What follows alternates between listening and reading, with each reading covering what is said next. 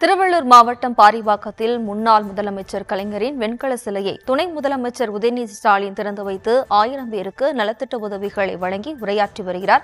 நேரடி காட்சிகளை பார்க்கலாம். எல்லாம் முதல்ல என்கிட்ட கேட்பது, முதலமைச்சர் எப்படி இருக்கிறாரு, அப்பா நல்லா இருக்காரா அப்படிங்கிற அந்த அன்பு கேள்விதான்.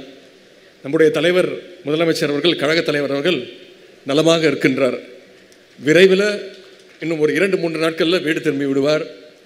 மருத்துவர்களுடைய சிகிச்சையினாலும் தமிழ்நாட்டு மக்களுடைய பேரன்பினாலும் நம்முடைய முதல்வர் அவர்கள், கழக தலைவர் அவர்கள் விரைவில் வீடு திரும்புவார் என்பதை நான் இங்கே முதல்ல குறிப்பிட விரும்புகின்றேன்.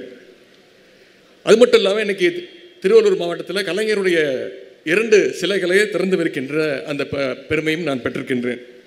இன்னும் சொல்ல போகிறேன், இந்த மாதத்தில் மட்டும் வடசென்னை, செங்கம், திருவண்ணாமலை அப்படின்னு 4 இடங்களில் தலைவர் கலைஞருடைய சிலைகளை திறப்பதற்கான அந்த பெருமையை நான் பெற்றிருக்கின்றேன், அந்த வாய்ப்பை பெற்றிருக்கின்றேன். அதேபோல் கலைஞர் நூலகத்தையும், கலைஞர் நூற்றாண்டு நூலகத்தையும், லைப்ரரியும் திறந்து வச்சிருக்கிறோம்.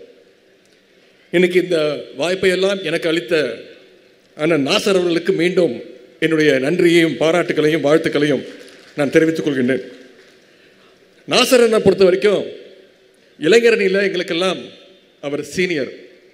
இங்கே பேசும்போது குறிப்பிட்டார், இங்கே இருக்கக்கூடிய மேடையில் இருக்கக்கூடிய பல நிர்வாகிகள் இளைஞர் அணியிலிருந்து ப்ரமோட் ஆகி தாய் கழகத்திற்கு சென்றிருக்கிறாங்க. அந்த அளவுக்கு அவர் இளைஞர் அணிக்கு அதிக முக்கியத்துவம் கொடுப்பார்.